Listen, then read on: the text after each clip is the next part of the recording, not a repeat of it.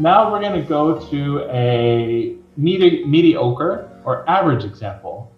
So it's neither good, neither bad, just kind of average or forgettable. So Ian, how many stars did I give this? She gave it 3 out of 5. Yeah, so it's just kind of in the middle. It's not great. It's not bad. Let's go deeper. So it says this restaurant was in a great location in Itaewon and close to everything. Okay, so she told us where it's at. Yeah. My friend and I were sat on the balcony, so there was a nice view of the streets. Okay. Two positives so far. Right. I also call this setting the scene. She describes the scene of the restaurant where we're at. And setting the scene is almost just as important sometimes. Okay, so we got 2 positives. The only things I felt could have been better were the salsa, chips, and dip. They weren't unlimited. Usually they're unlimited. Okay, so we got number 1. Number 2, everything on the menu was overpriced. What's meant by overpriced? Can you explain it to our viewers, Ian? Overpriced means it costs too much.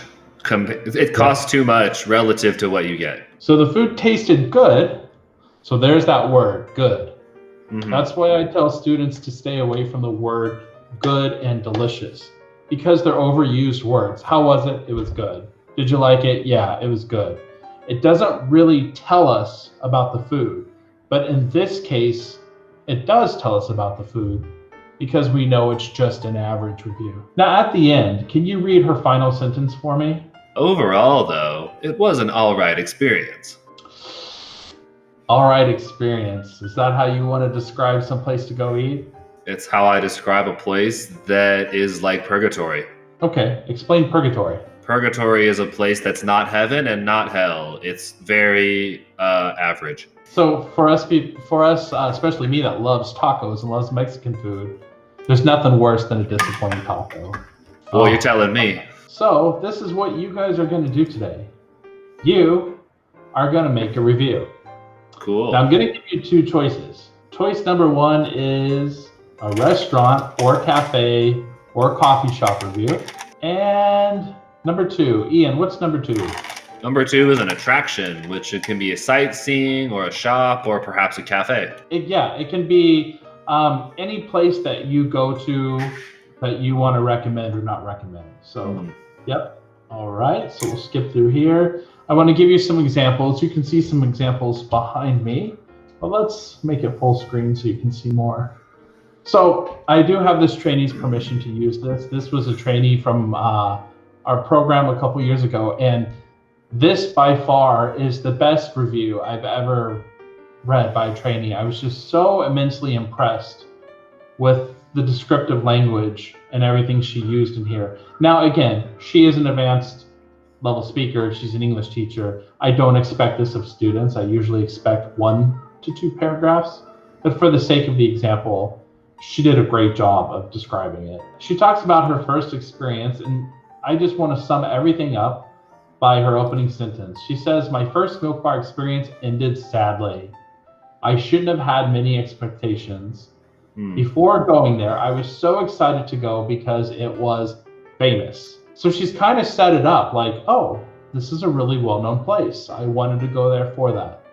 But then as we read on, which I'll give you time to do that, you can see it wasn't the best of experience. Okay, now that you have read that, coming to this second review here is Hard Rock Cafe. So it's a very popular musical chain here in the US. The 6-month program trainee really liked it. They gave it 4 stars.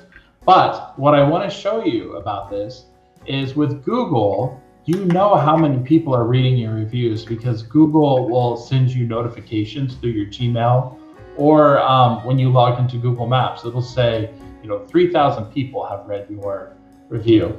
But Google is so used by people that in this case, you can see that the restaurant manager took the time to write back.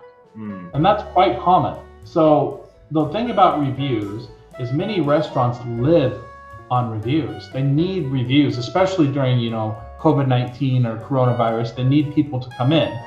And so they wrote her back a thoughtful response. "Thank you for submitting a review in regards to your recent visit. We look forward to seeing you again." Yeah, pretty, standard, generic response. But this goes to show you that people read this. Not only other people, but the restaurant staff. They read these. Oh yeah. So your review can make a difference. Now, let's roll our sleeves up and let's get started. Okay, Ian, I'm gonna hand you this worksheet. Oh, thank you. Okay, so on my screen, you can see step 1. I like to scaffold this lesson to students in 3 steps. So after we've talked about what is a review and I've shown them some examples, I give them this worksheet that you see on the screen. It's descriptive words or adjectives of taste. So I give students, some brain thinking time. I let them work with a partner, and then they circle the words they don't understand. So I let them use dictionaries to look up words, but if there's a word on there that really just stands out, I want them to circle that. Ian, did you have any words that stood out? Yeah, so some of the words that stood out. One of them was chewed. That's one of the favorite ways I like my food is chewed. Chewed, okay. And furry. I'm not gonna lie, if my food comes back furry, 99% of the time it's getting 1 star. I don't understand that verb. That adjective. Absolutely. I don't understand it either. Again, most of these words we do use when we're describing food. There are some new, trendier words, but furry, I think, means exactly what you think it would mean. Oh, that's gnarly. It would mean like a peach. When you get a really ripe, juicy peach, it can be fuzzy or furry. That's true. If I ordered a kiwi, okay, I'll give it more stars. Almost anything else, steak, soup, salad, no, 1 star for your furry salad. Agreed. My last one that I really liked was vanillary, because it sounds like a Shakespeare. It sounds like a Shakespeare play, like, oh, milady's not sweet today. Get thee to a vanillary. Yeah, I think the definition's twofold. So in case you didn't know this, to our Korean English teachers, when we use the word vanilla in English, vanilla also means plain or mediocre. Yep. Even though vanilla itself is an exotic taste, when we say, oh, this is so vanilla, he's so vanilla, she's so vanilla, it just means we think it's average. Because if you go to Baskin-Robbins and there's 32 flavors, I want choconamu, that's my favorite. But if you have a friend that gets vanilla, we just think, oh, kind of boring, that's so vanilla. Plain Jane. So Ian has gone through this worksheet and he has circled, the 4 or 5 adjectives he wants to use to describe his food. If you notice on the right in the corner, I have banned words. It means I don't let those words in the review. They're overused words. They don't tell me anything. It was nice. It was good. It was okay. Banned. Cannot use those words. It's a great way to challenge your students to expand their vocabulary. Okay, so Ian has completed worksheet number 1. Good job, Ian. All right, step number 2. Step number 2 is the same thing. I'm gonna hand Ian this worksheet. Here you go, Ian. Thank you. All right, Ian, now you see some adjectives. What do the adjectives describe? Does it describe food or does it describe the place? I would say this describes the place, the physical setting, not the food itself. Right, that's correct. So these are words that describe what Ian just said, the place, and it also describes the vibe. Ian, can you tell us what a vibe means when we say, what's the vibe of the restaurant? That's really hard to describe, but I would say that a vibe is a set of emotions, feelings, and kind of impression that you get from a location. Oh, I think that's really well said. Yeah, I like the word impression. The vibe is how the restaurant feels. So like if you go to your favorite restaurant and I say, Ian, that Bangin taco that we went to in Jeju, what was the vibe of that restaurant? The vibe of that restaurant was very trendy and a little bit more modern. You sort of feel like this is a place where hip and upcoming people like to go. That's a lot of adjectives, but very well said. Hey, Mike, what is the vibe of McDonald's? Is there a vibe to McDonald's? I think every place has a vibe. I would say McDonald's is very cookie cutter. Oh, that's a good one. That's a good one. What do you mean by cookie cutter? Cookie cutter can be used to describe houses. Like in the USA, many of us live in cookie cutter houses.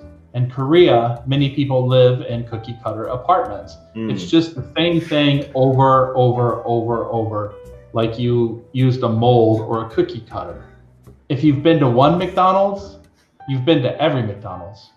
I always get a factory vibe. Yeah, exactly. It's like factory, get in, get your food, get out, go. Get in, get out, go. Right. Exactly. Efficiency. That's not a place to relax or take your time. Correct. Ian, do you see any adjectives on here that you don't understand? Did you circle any? What do you mean by upbeat? Upbeat. Upbeat is when you go there and you have a good time. You're with your friends. The server or the waiter is very positive. There's just a good feeling. People are around you, are having a good time. So it's very upbeat, you know? Okay, so like the mood and the energy is more elevated. It's more higher. Correct. Okay. My bad. I guess that's my only question. I understand most of the rest. Okay, good job.